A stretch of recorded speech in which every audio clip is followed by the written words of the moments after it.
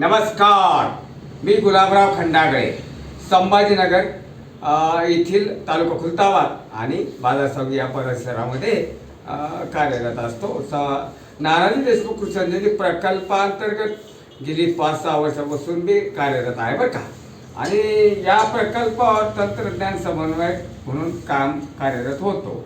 आता आज माझे जी शून्य मशागत तंत्रज्ञानाची लाभार्थी म्हणजे एक 27-28 जिल्ह्यावरचे त्यांना प्रथम मी दिवाळीच्या हार्दिक शुभेच्छा व्यक्त करतो.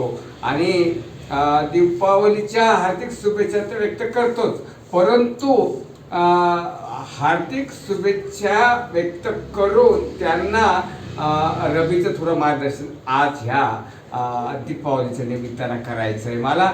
आता गेल्या वर्षीचे शून्य मशागत तंत्रज्ञानाचे लाभार्थी होते माझे, त्यांनी हरभरा मात्र आता पूर्वतयारी त्याची झालेली, पेरणीची सोयाबीन काढून ढिगाड लावलेले आणि बेडवर त्यांचं सोयाबीन होणार आहे बरं का.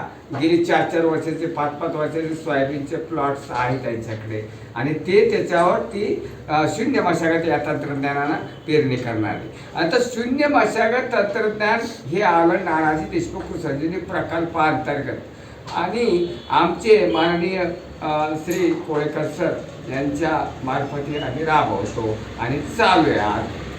आज मी तिला आपल्या बरेचसे लाभार्थी झाले आणि या लाभार्थ्याला हरभरा पहिला हा पीक फुले क्रांती आणि फुले क्रांती जर आपण हरभरा घेतला अतिशय सुंदर होईल. ज्यांना जाकी 92-18 हरभरा घ्यायचा असेल त्यांनी घ्यावा आणि म्हणजे ते तंत्रज्ञान चांगलं राहील.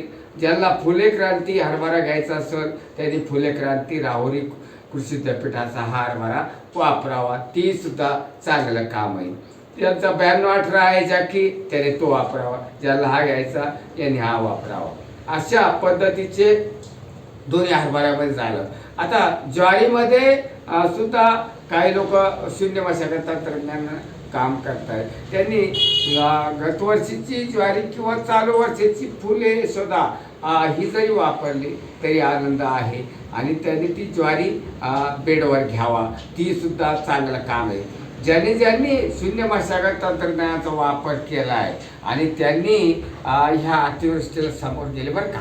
आणि अतिवृष्टीमध्ये जमीनचं खरचटलं पण नाही आणि पिकं सुद्धा खराब झालेली नाही फारशा मोठ्या प्रमाणात. मी काही यूट्यूबच्या माध्यमातून सुद्धा व्हिडिओ सादर केले होते, तशा पद्धतीचं ते काम झालेलं आहे. आता ज्वारी हरभरा झालं, त्याच्यानंतर आपण पुढे जर गेलो तर राजमासारख्या व्हरायट्या काही लोकांनी घेतल्या, काही लोकांनी मक्का करायला लागले. आजच सकाळी 4-5 लोकांचे फोन आले की मक्कामध्ये 2 ओळीतलं अंतर आणि 2 रोपातलं अंतर सांगा. 2 ओळीतलं अंतर 0.60 आहे, म्हणजे 2 फुटाचं आहे 2 ओळीतलं अंतर. आणि त्याच्यानंतर 2 रोपातलं अंतर 10 ते 15 ते 20 सेंटीमीटर ठेवा बरं का मकाचं अंतर. ही सुद्धा बऱ्याच शेतकऱ्यांना सकाळी मार्गदर्शन केलं आणि शून्य मशागत तंत्रज्ञान आधारे हे सुद्धा काम केलं. आमचे सुनील चकोर 40 गावचे अतिशय, आमचे गव्हाणे सर बोदवडचे, हे चांगलं काम आहे. आमचे सुरेश भाऊ सोनवणे, भाऊसाहेब सोनवणे आणि भगवान बलांडे यांनी सुद्धा मस्त काम हे 5-6 वर्षाचं संभाजीनगरमध्ये काम करत आहे. आणि जळगावमधले सुनील चकोर म्हणजे 40 गावचे, हे सुद्धा हातगावचे चांगलं काम करत आहे. आणि 40 गावमध्ये हातगाव आणि हातगावच्या लाभार्थ्यानं म्हणजे 40 गावच्या लाभार्थ्याने सुनील चकोरचा प्लॉट पाहावा. संभाजीनगरच्या शेतकऱ्यांनी खामगावचा प्लॉट बघून घ्या बरं का. म्हणजे मी सांगतो तर मग ते सुद्धा ॲड्रेस द्यायला पाहिजे की आताच मी भगवान बलांडे, नंतर सुरेश भाऊ सोनवणे आमचे आणि भाऊसाहेब सोनवणे यांचे प्लॉट्स हे संभाजीनगरमध्ये आहे बरं का. त्यांनी ते पाहण्याचं काम पाहून त्यांनी त्याचा प्रयोग अंतिम ठेवावं, पाहावं ते प्लॉट आणि शून्य मशागतीला प्रारंभ करावा, हे सुद्धा आहे.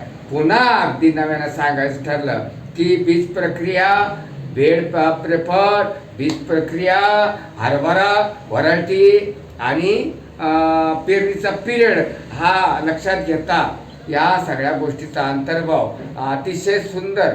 काही लोकांनी काल परवापासून हरभरा सुद्धा प्रारंभ केला, पण साधारण अजून 8-7-8 दिवसांनी किंवा दीपावलीच्या नंतर हरभरा चालू केला पेरणीला तर अतिशय आनंद होतो आणि हा पिरियड पेरणीचा योग्य राहील आणि मग तुम्हाला उत्पादनामध्ये फारसा फरक पडत नाही. धन्यवाद. नमस्कार.